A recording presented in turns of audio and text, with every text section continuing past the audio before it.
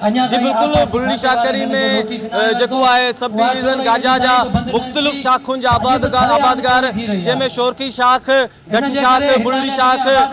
जो है नसीरवा जा मुख्तलिफ आबादगार हारीन वो धरणो एहतजाज कर वो धरणो आयो है साण ॻाल्हि ॿोल करूं त संदन छा चवण आहे जो अॼु असांजो धरणो लॻो हुयो नसीरवा हिन जी टेल न थियण जे ख़िलाफ़ आबादगारनि जो अरबे रुपए नुक़सान थियण जे करे असां हयोसीं जेको ऐलान थियो हुन ऐलान जो नोटिस वठंदे एम पी खुरम करीम सुमरो डिस्ट्रिक्ट जो वाइस प्रेसिडेंट हाजी गुलाम मुस्तफ़ा जत जेके मिनिस्टरनि खे घुराए असांजो 3 फुट पाणी खुरायो ई जेको ढट ते या पंहिंजो खिरियाड़ीअ ते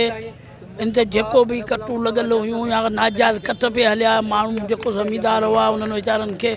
उन जे ख़िलाफ़ धरणो भाउ की सरी तबाह थी विया आहिनि असां वटि पाणी जो फुड़ो बि कोन थो अचे बासनि जूं अॻियां फुल मिशनूं हलनि पियूं हवाई पैप पिया हलनि पुलियूं पियूं हलनि असीं 2 चकर वियासीं असां चयो बाबा हथ था ॿधूं इहे ट्रैक्टर इहे पुलियूं बंदि करियो असांजा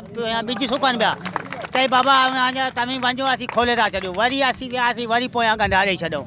असांजा ॿिज जाली ॾिसो सुकी तबाह थी विया आहिनि असां पानी जो फुड़ो कोन्हे पीअण लाइ। हमारे साथ 24 साल से जुल्म हो रहा है। जिस तरह आप बलूचिस्तान में एक फ़ौजी की बेटी से मिले थे, मैं भी आपसे मिलना चाहता हूँ। मेरा भी बाप फ़ौजी था, 2 जंगें लड़ा था, 1965 की और 1971 की। लेकिन आज हमारे साथ 24 साल से जुल्म है। हमारे पास पानी असांजा बेजा पिया सुकनि माना 15 ॾींहं थिया आहिनि असांजे बेजे खे पाणी कोन मिलियो आहे। हे जेके बि ज़मींदारनि हारीन मज़दूर आया आहिनि इन जा बेजा सुका आहिनि ख़ुदा कंदे वैरूं परे थियूं असां ज़ुल्म करे रहिया आहिनि। कैमरामैन वकास बुकेरे सां गॾु सिंगार बुकेरो, सिंध टीवी न्यूज़ बुलंदी शाकरी।